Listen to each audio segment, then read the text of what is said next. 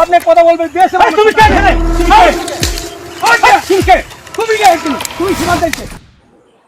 साथियों नमस्कार, मैं राहुल कुमार शर्मा एक बार फिर से स्वागत करता हूं आपका अपने YouTube चैनल पर। साथियों, क्या भारत में अब तक का घुसपैठियों के खिलाफ सबसे बड़ा अभियान शुरू हो चुका है? क्यों अचानक उड़ीसा सरकार ने अपने बॉर्डर के जिलों को हाई अलर्ट पर जारी कर दिया है? क्या पश्चिम बंगाल में चल रही कार्रवाई के बाद अब बांग्लादेशी घुसपैठिए दूसरे राज्यों की तरफ भाग रहे हैं? आखिर कैसे सिर्फ 10 मिनट में भारत की 4100 किलोमीटर लंबी सीमा को पार कर लेते हैं ये लोग? आज की इस वीडियो में हम समझेंगे आसान भाषा में कि बॉर्डर पर क्या हो रहा है, सरकार क्या प्लान कर रही है और इस मुद्दे पर राजनीति भी तेज हो गई है। ओडिशा सरकार अचानक से हाई अलर्ट पर क्यों हुई है? सबसे पहले समझते हैं पूरी खबर।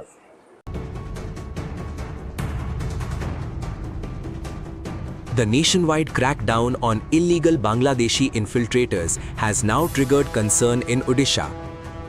As action intensifies in neighboring West Bengal, security agencies fear infiltrators may attempt to enter Odisha through border and coastal routes. The Odisha government and police administration have issued alerts and stepped up surveillance in sensitive districts. Border districts like Balasore and Mayurbhanj are under close watch due to their proximity to West Bengal. Coastal Kendrapara has also emerged as a vulnerable zone amid fears of infiltration through sea routes. Officials believe weak coastal surveillance and porous entry points could be exploited by infiltrators to enter the state unnoticed. Following intelligence inputs, security agencies have intensified checking at transport hubs, railway stations, rented accommodations and suspicious pockets. Sources say strict vigil is being maintained along highways and coastal belts to track any suspicious movement. Last year too, several suspected illegal infiltrators were identified and deported from the state following verification drives. The Odisha government has made its stand clear. The law minister has warned that illegal infiltrators staying in the state without valid documents will face strict action. With the anti-infiltration drive gaining momentum across the country, Odisha's security network is now on high alert. Odisha सरकार ने पश्चिमी बंगाल से लगने वाले अपने 2 जिलों बालासोर और मयूरभंज को हाई अलर्ट पर रखा है। कारण क्या है? पश्चिमी बंगाल में बांग्लादेशी घुसपैठियों के खिलाफ बड़ा अभियान शुरू हो चुका है। रिपोर्ट्स के मुताबिक उत्तर 24 परगना जिले के बसीरहाट इलाके में बड़ी संख्या में संदिग्ध बांग्लादेशी पाए गए। इसके बाद डर पैदा हुआ कि कहीं ये लोग दूसरे राज्यों खासकर उड़ीसा में प्रवेश करने की कोशिश ना करें, इसलिए उड़ीसा पुलिस और प्रशासन को सतर्क कर दिया गया। बॉर्डर पर क्या कदम उठाए गए हैं? उड़ीसा पुलिस के डीआईजी पिनाक मिश्रा के मुताबिक अब बॉर्डर इलाकों में निगरानी बढ़ा दी गई है। सड़कों की चेकिंग हो रही है, बॉर्डर के गांवों की निगरानी हो रही है, जलमार्गों पर अलर्ट जारी कर दिया गया है, संदिग्ध लोगों की पहचान की जा रही है। यह सब कुछ बहुत तेज कर दिया गया है। सरकार का कहना है कि अगर कोई भारत में अवैध तरीके से रह रहा है तो उसे कानून के तहत वापस भेजा जाएगा। पश्चिम बंगाल में आखिर क्या हो रहा है? अब आते हैं सबसे बड़े मुद्दे पर। पश्चिम बंगाल में नई सरकार बनने के बाद सीमा सुरक्षा पर बड़ा फोकस शुरू हो गया है। मुख्यमंत्री शुभेंदु अधिकारी की सरकार ने नई नीति लागू की है। डिटेक्ट और डिपोर्ट, यानी घुसपैठियों की पहचान करो, उनके फर्जी दस्तावेज हटाओ और उन्हें वापस भेजो। सरकार का दावा है कि अब तक बीएसएफ को फेंसिंग यानी बॉर्डर पर मजबूत बाड़ लगाने के लिए 142 एकड़ से ज़्यादा जमीन सौंपी जा चुकी है और लक्ष्य है लगभग 600 एकड़ जमीन देने का। आखिर फेंसिंग इतनी क्यों जरूरी है? भारत और बांग्लादेश की सीमा लगभग 4100 किलोमीटर लंबी है। कई जगहों पर नदी है, जंगल है, खेत हैं और खुले इलाके हैं।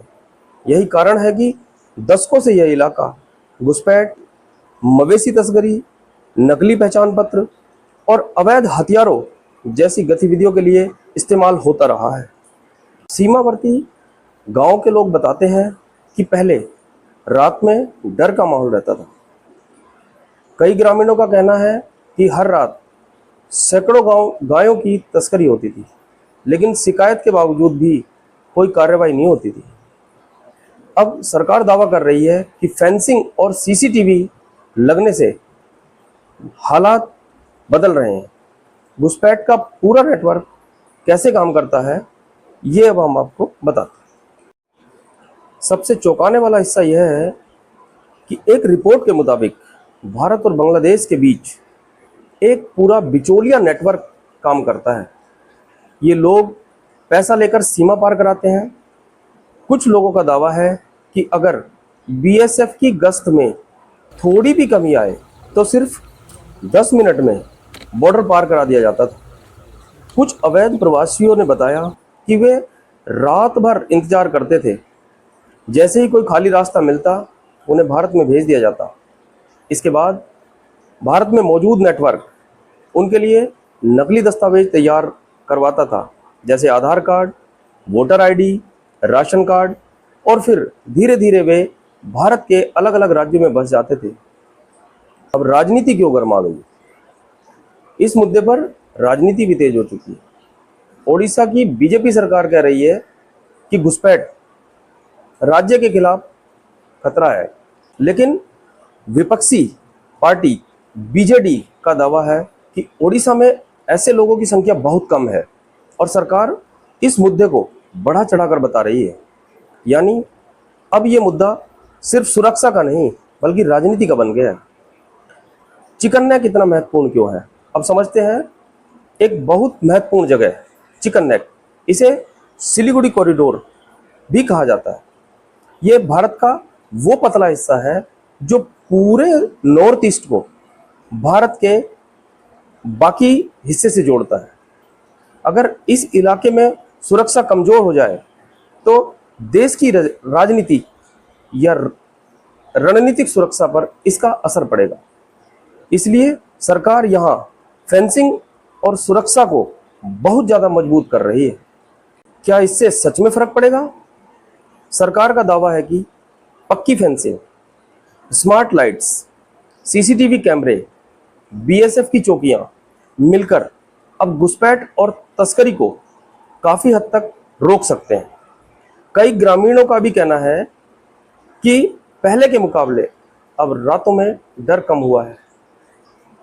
हालांकि कुछ किसानों की शिकायत है कि फेंसिंग की वजह से उनकी जमीन तक पहुंचना मुश्किल हो रहा है। यानी सुरक्षा और स्थानीय परेशानियों दोनों को बैलेंस करने का भी सरकार के लिए एक चुनौती है। तो आखिर सवाल ये है, क्या भारत अब अवैध घुसपैठ के खिलाफ सबसे बड़ा अभियान चला रहा है? क्या बॉर्डर पर फेंसिंग और टेक्नोलॉजी के से हालात सच में बदल सकते हैं? और क्या आने वाले समय में दूसरे राज्यों में भी इसी तरह की कार्रवाई देखने को मिलेगी? आपकी राय क्या है, कमेंट में ज़रूर बताएं। अगर ये वीडियो आपको पसंद आए तो लाइक करें, शेयर करें और चैनल को सब्सक्राइब करें। मिलते हैं अगली वीडियो में। धन्यवाद।